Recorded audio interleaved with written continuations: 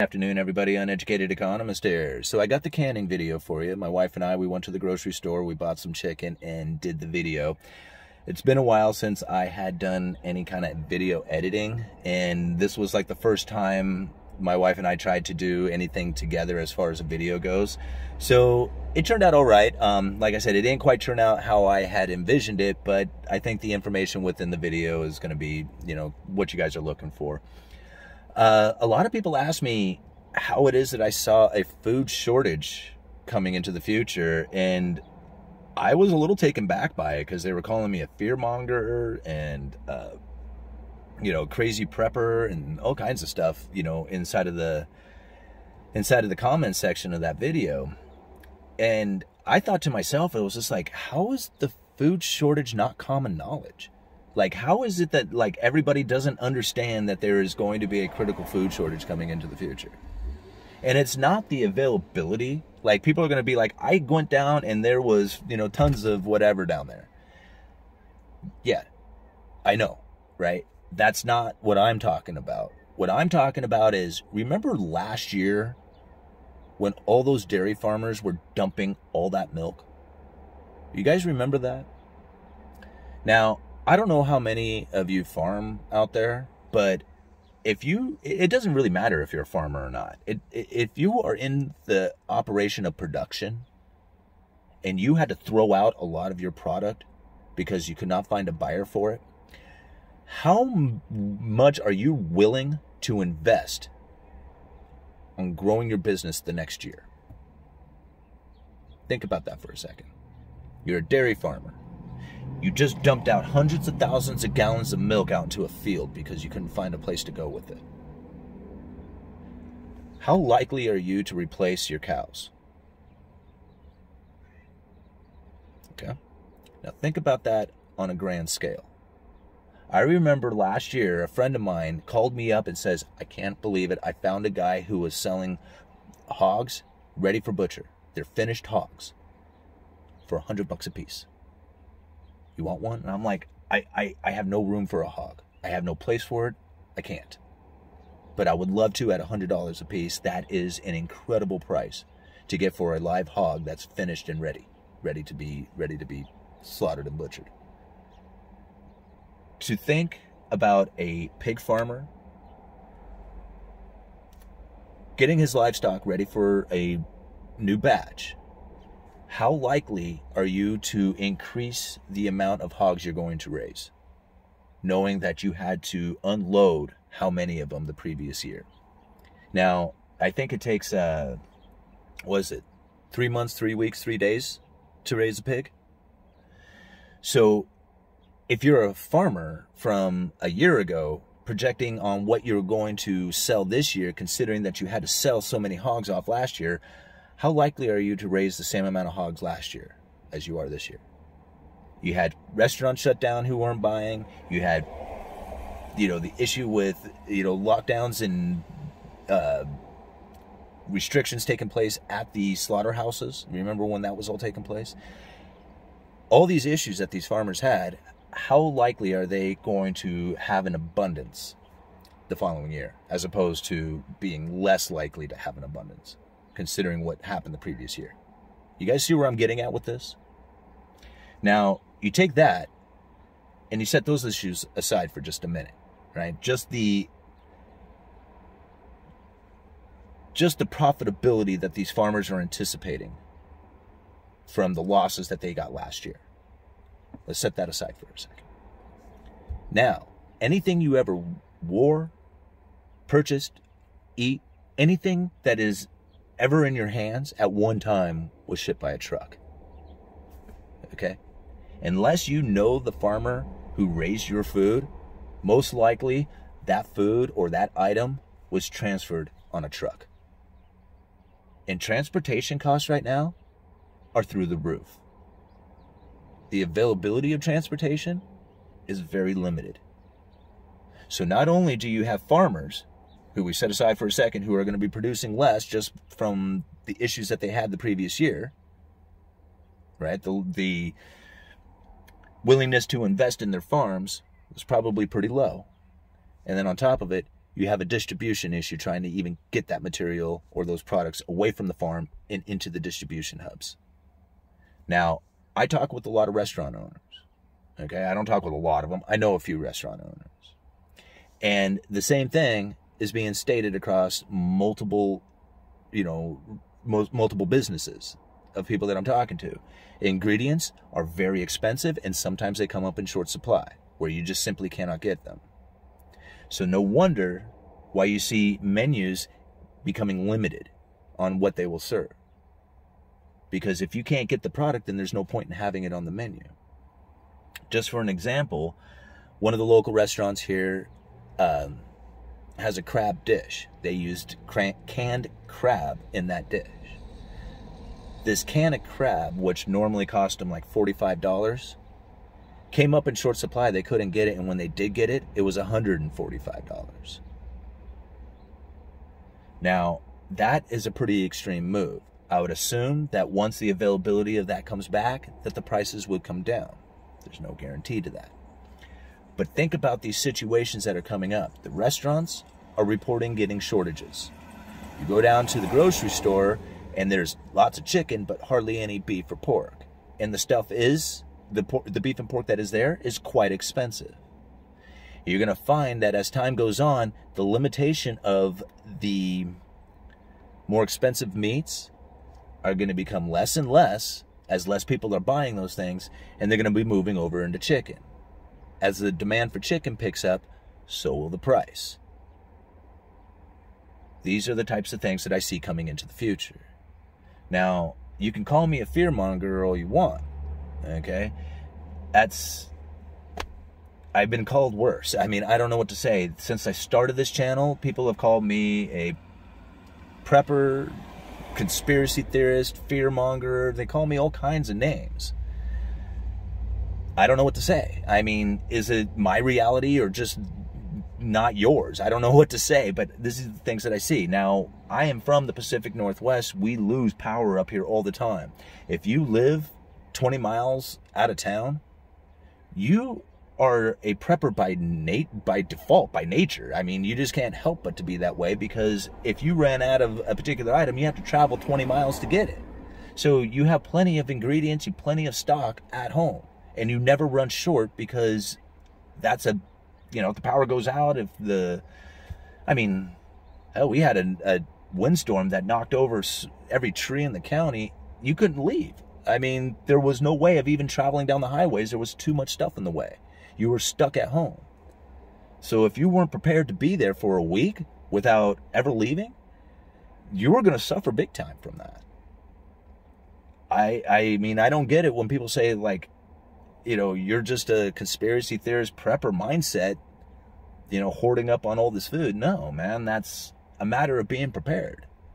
And when you can take raw material, like somebody has just caught a bunch of fish and they don't know what to do with it, and you can say, hey man, no problem, I can have that stuff canned up by the end of the day and it'll be preserved for years. That's a pretty cool skill to have. And in times of crisis where limitations on things like food become a reality, being able to preserve is probably the most critical skill that you can have at that time. I mean, when you're hungry or there's no food, nothing else really matters at that point, right? Uneducated Economist. I hope you guys enjoy the video. What are we getting? We are going to get some meat to can. Meat to can. Let's do it.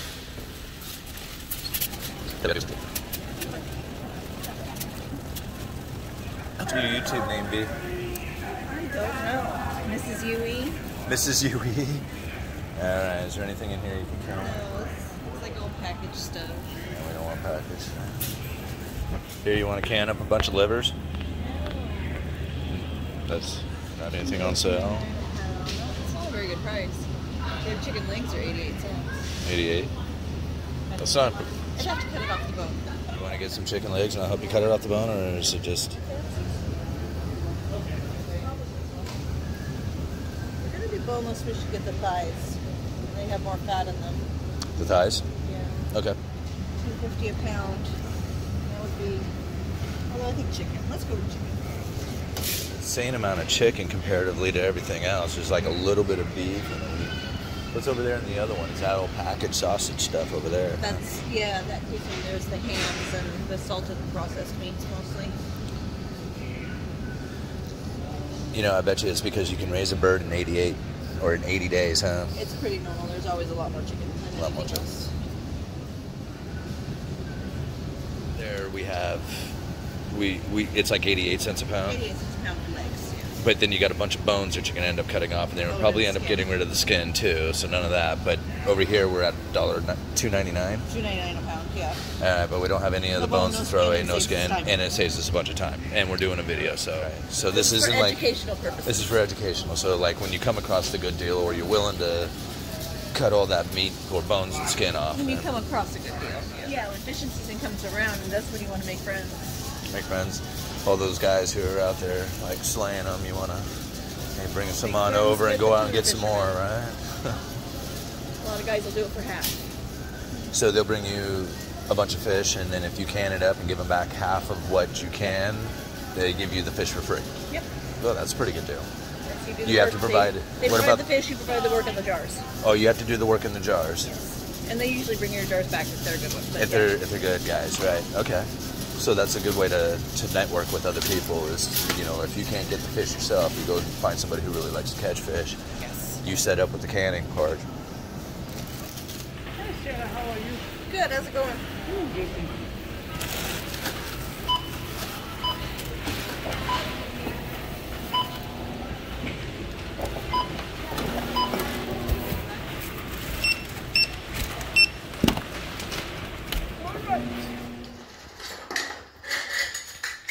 All right, so I'm recording right now, Mama. Okay. I'm just getting the lids out of the pan. They have to be in hot water when we're ready. So we're just getting everything prepped. So right now we're gonna fill this up. I'm standing on the chair so I can get this elevation shot here, but you're gonna fill up the pan with water. We've cleaned. Water to cover them. Okay. And we've washed the jars. So tell us about the jars, I guess, first. Well, even if they're brand new, always wash the jars. You don't want any residue on them. That's what'll cause them to not seal most of the time. Okay. And But again, about the jars, if they're used jars, also the inspection of the jars, right? yeah, just make sure that there's no cracks in the threads or chips in the lids or in the tops or along the threads or anything like that. Any cracks or chips and the jar won't seal, or it could even break in the canner while you're doing it. The temperature or the pressure gauge.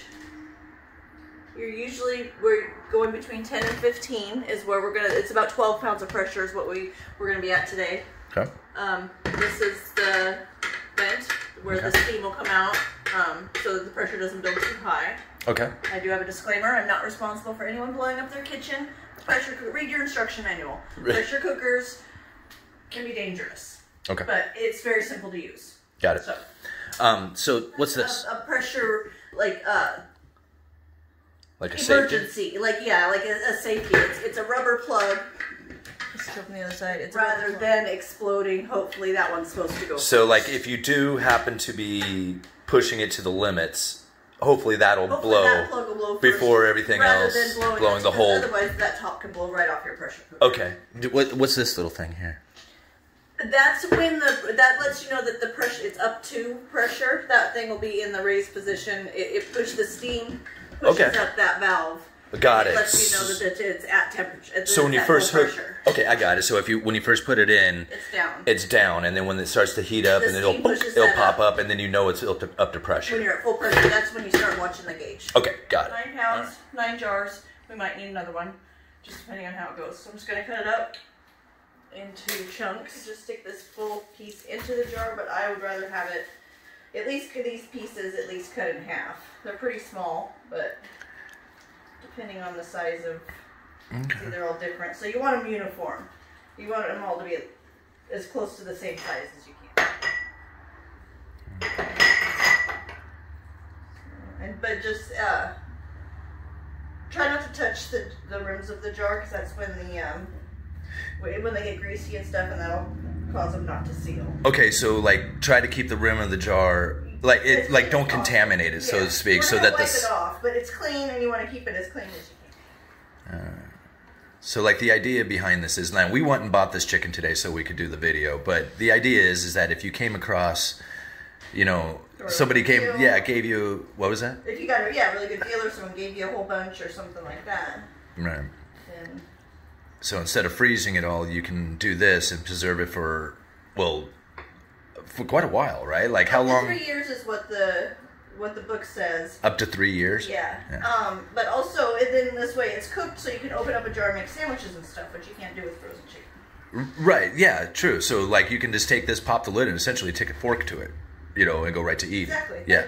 Okay. Like tuna, or people make, like chicken salad. You make a quick chicken salad, or just right out of the jar.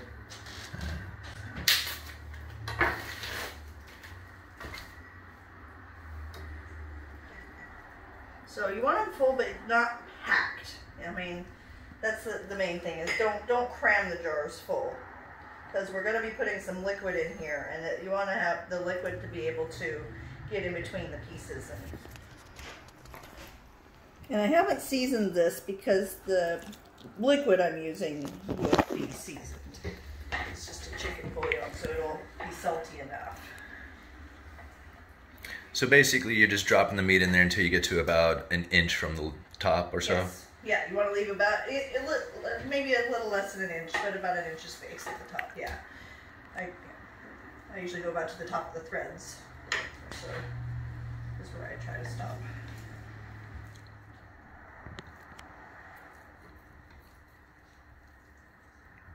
And we have everything ready, canning.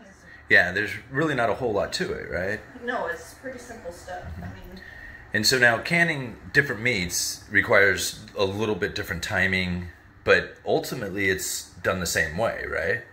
Pretty much. I mean, this is the same thing I do when I do tuna. I just cut the tuna up into whatever size chunks, and I don't add liquid to tuna. Would be a difference, because it's got enough juice in it, the oil and stuff, that it cooks out itself.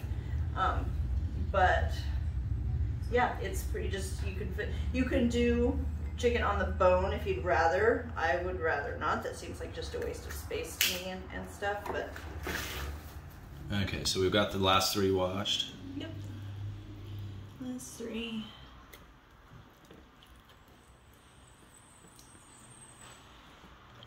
Just fill it without packing it. You don't want to push it down. You don't want it to be crammed in there, no. You so want the space like, for the liquid to be able to go inside of there. Right. So I see you just kind of dropping it and just letting it kind of fly. Yeah, I mean, you can try to make sure there's no giant holes or whatever. That one's got a little bit less, so.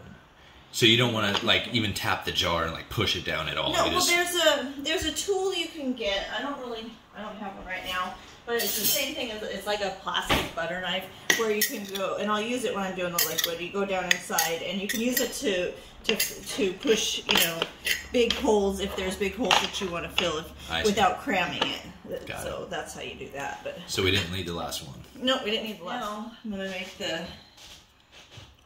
liquid, which is just chicken bouillon and water. You can use salt water, you can use chicken bouillon, you can use pre-made stock, just whatever you like. So really, ultimately, you need some kind of salty water for flavoring? Salty water.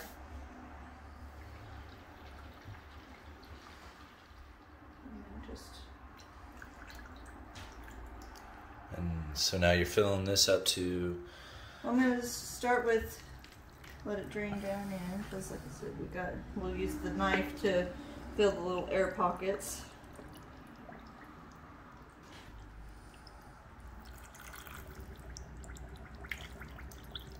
I could have packed these a little tighter. I mean, you can go a little bit tighter than this. Okay. But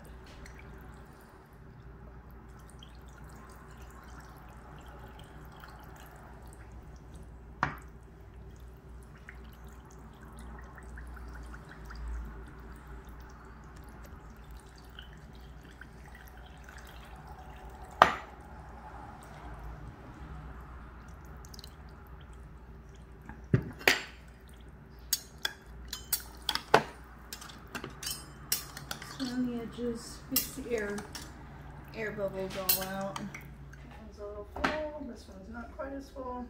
See? Just, so we don't have it sticking up out of the...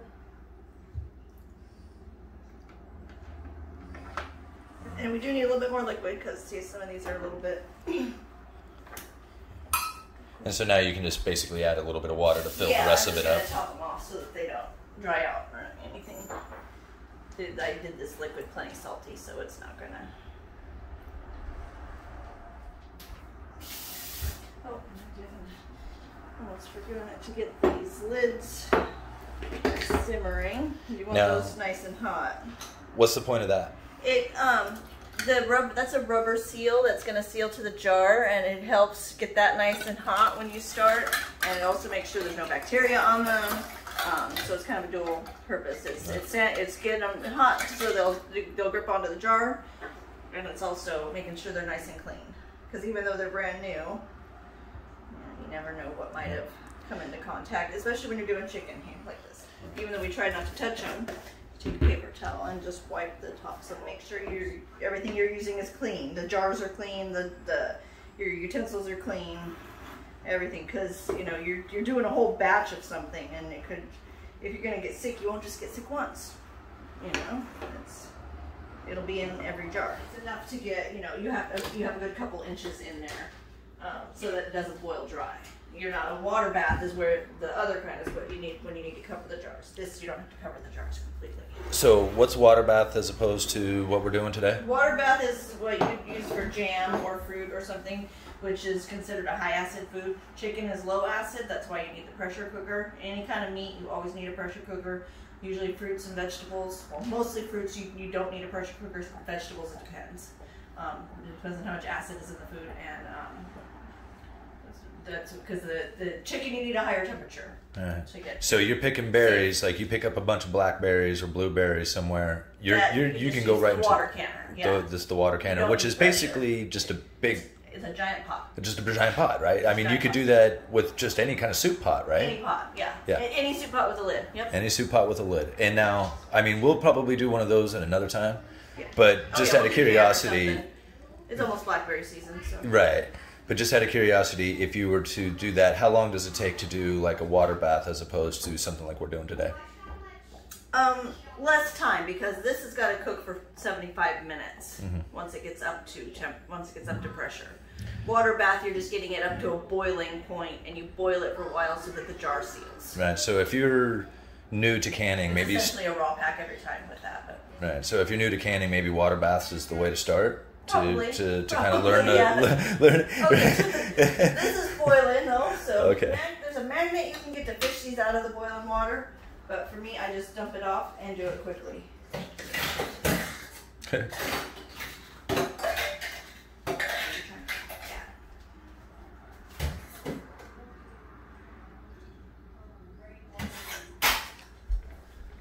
All right, so you dump the hot water out, and then we'll got our hot lids. They're very hot. Yep. Like I said, there's tools. There's a magnet tool you can get for this. But if you got enough fingers, you just do it. Okay, so ultimately you're just centering the lids onto these jars. Setting right on, set right on top.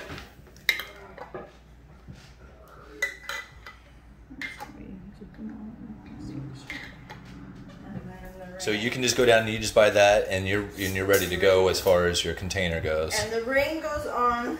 They say fingertip tight, and that's it. You're just securing it. Now, ultimately, this ring is pretty much just to keep the lid in place, right? Yes, that's all it does. A lot of people, after they're done, when they wash the jars, they don't even put the ring back on when they store them in the pantry. They just take the ring off and just take it and pack that away for next time.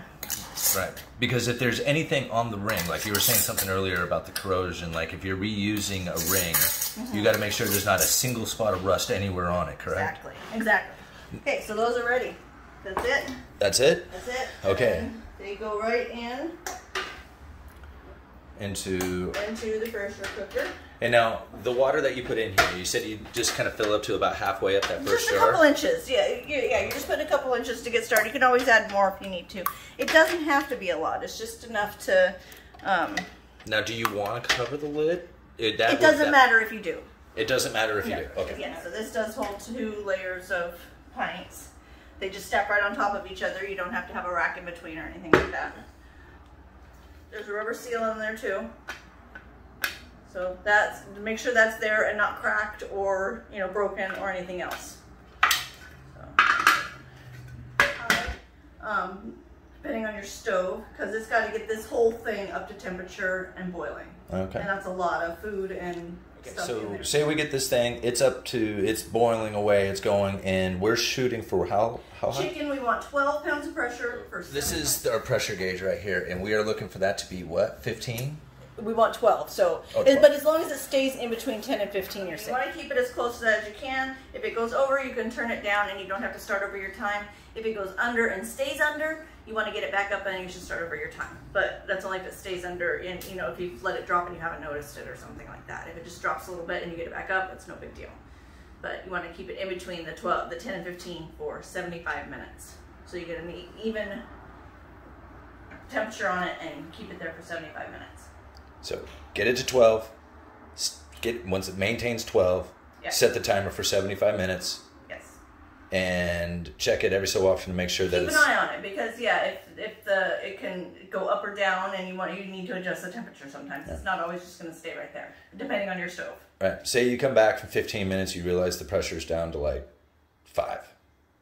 Then you get it back up to where you need to be, and depending on how long you were into it, you start over the time. You start over the time, or maybe start the time again from where you think it dropped. Yeah. Okay. I mean, for safety reasons, they say just you're supposed to start it over. But like if you're 50 minutes into it or something, you probably don't want to do it for another 75 minutes. For a whole another 75, exactly. All right. So you're gonna it's something like that. That's just me. So something like that happens, you're going to take your best educated guess on when you think it dropped the temperature, and then start from there again. Oh, it's dripping there, Mama. Well, I didn't check my seal, obviously, very well before we started, so it's dripping a little bit. We just have, so we'll have to switch it. It's just the seal. This is the seal that I was talking about. I pulled it out. That one was a little stiffer. Now that I pull this one out, I noticed how much stiffer that one was. And it just won't get a good... So it's like dried out and just not... It's just dried out and dripped, and yeah, so it won't seal the pot, and we're just going to switch it out. And these seals, they're like pretty much replaceable every season or something? No, you get a good few, several years out of them. Several years, okay. This is very hot. And there's a little rubber. Maybe I'll just do this. That's the thing. I don't see really what the problem is with it, so it's just stiff. Oh, but yeah, you can certainly feel how much more pliable this one is. This one just got dried out. As opposed to that one, yeah. Yeah, it's just, this one's more flexible, so. Yeah, they get old. I've not replaced the seals in these, so it's not a surprise that happened. And just off of like initial inspection, that doesn't look that bad. No, it doesn't. But but like I said, you notice how much stiffer it is. Yeah, you can really feel the difference when you're playing with the new one. So this one, so I'm just gonna switch the seal. And just right back on. It hadn't gotten up to temperature, and to make sure there's enough water. We didn't lose much, so. But it had gone the whole time. It might have boiled dry. And then you break jars and you're in a real big work. Oh, so it's moving, Mama. It's almost at pressure starting to build up. And once that pops up and stays up, this pressure gauge will start to rise. Breaks in the seal on this one, right? Nope, this one is boiling and it is not dripping anywhere around the edges.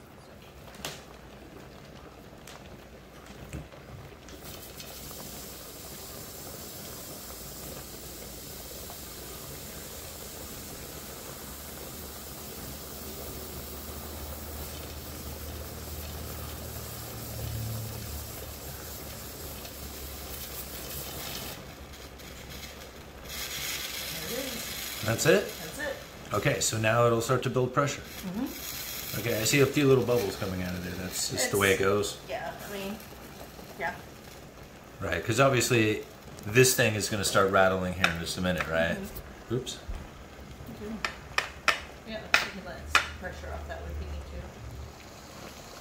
Okay, it's about 5 minutes after that gauge popped, and the pressure is starting to rise.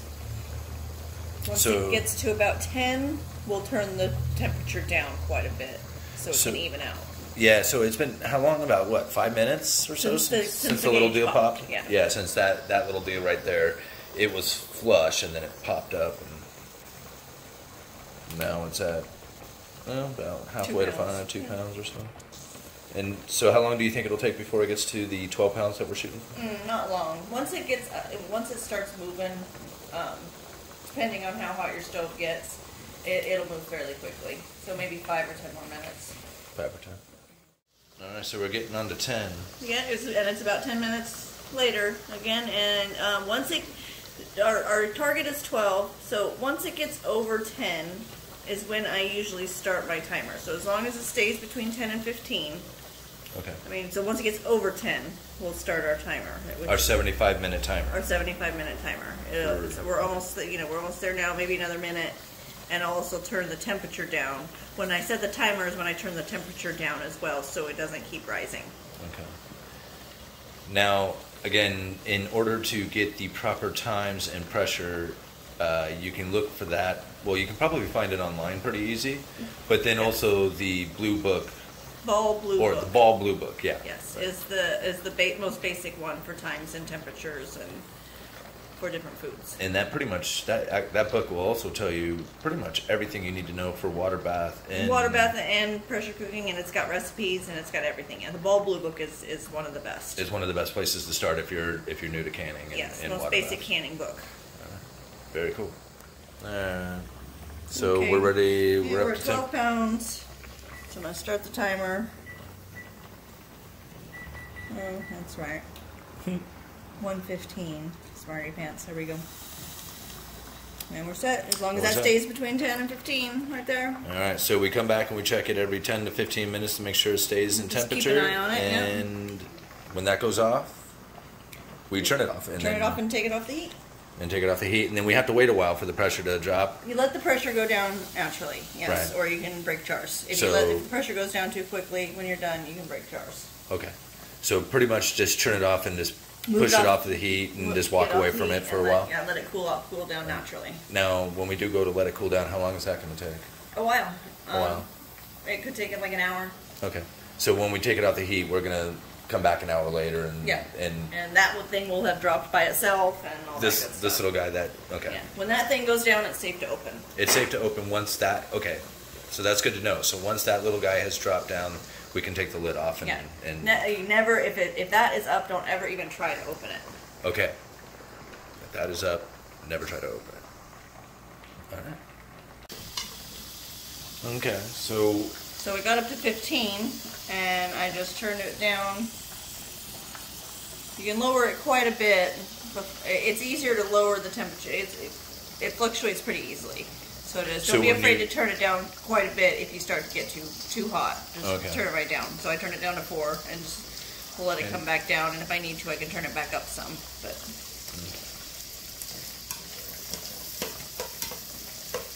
And so that's really kind of our spot anyway, right? We want to be between 10 and 15. Yes, yeah. So but we don't want to exceed 15. Right, I mean, it even says caution down there. They're like, don't go that far. But exactly. And I can see that needle is already, it's slow, but it's starting to move already down.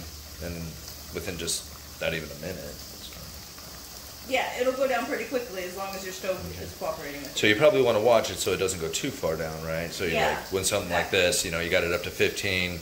Now you turned it down, you want to make sure that you don't go down below 10, so you're going to stand here and, kind of watch it for a little bit and just make sure that it doesn't drop below that mark. Yeah, you never want to go very far from your canner anyway when you're doing this, it's just stay This is something close by. It's something you're not going to, you don't want to go outside and do chores outside or something like that, you really want to stay close by. Okay. Because it can get up temp and over temp pretty easily, pretty quickly. So, this time. Clear. Just turn it off and slide it carefully off the heat. Don't shove because then the jars will rattle inside. Just slide it carefully and then let the pressure go down naturally, and that's it. So what do you got there? That is jar grabber, I guess. Okay. It's just to grab the jars because they are really hot. Okay. And the pressure's down, and the little valve is down flat again. So that means it's still gonna put off a lot of steam and be really hot when you take it off. So when you take it off, don't point it towards, just point it away from yourself. Oh, I see. Like open it away. Okay. Yeah. Because it's hot. It's all very hot. Oh, it looks like it's still bubbling in there, huh? Yes, they do. They do that for quite a while. What's going on there? Is it still boiling? I guess so. Weird. Here, bring one out. I want to look at that. Can you just grab it with the jar grabber? Wow. And that is chicken cooked in its own juice. Very cool. That sound you just heard, if you heard that little snap, Yeah. is the jar sealing. Oh, that jar is not sealed.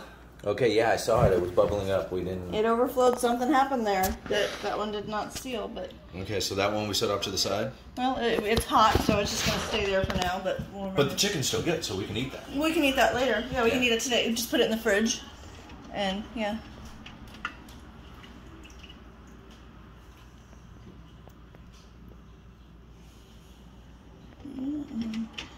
So I usually have pretty good luck with my jar sealing. So that one there did not, obviously. But...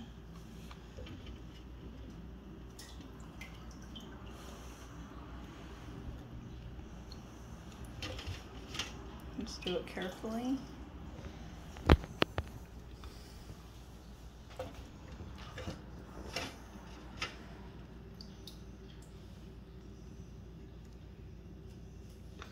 You can tell how loosely or tightly I pack them, depending on how much space there is in the bottom there.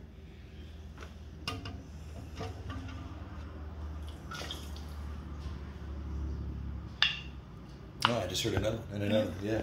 Yep, and that's, sometimes it takes a few minutes for that to go, sometimes it happens right away. But that is a lovely little sound. It means success. That's the sound of success, the little pop. Yes, it is. Interesting.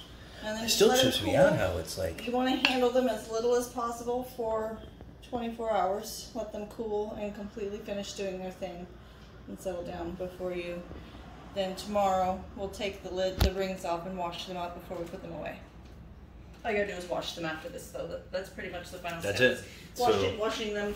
Be sure you wash them, though. Take the ring off, wash it thoroughly, dry it before you put it back in the pantry. Okay, very critical step is Yes, to wash it's them important. jars. All right, it's very important. All right. Very cool. I guess that's because a lot of the chicken juice is drained out over the top of them. Especially since that one did not seal, which was on the top. Yeah, it doesn't matter if it's on the top, though. Yeah, it's all, there's chicken juice all over all of them, and it will grow mold. Grow mold. If right. you don't wash it off before you put it away. And so just washing them off is just basically just pretty simple, right? Just wash it off. A little bit of dish soap and water, yeah. Just wash it off, and it's sealed, so there's nothing's gonna get inside of there. But yeah, wash it off, dry it real good, and Store it away. put it in the pantry. Perfect.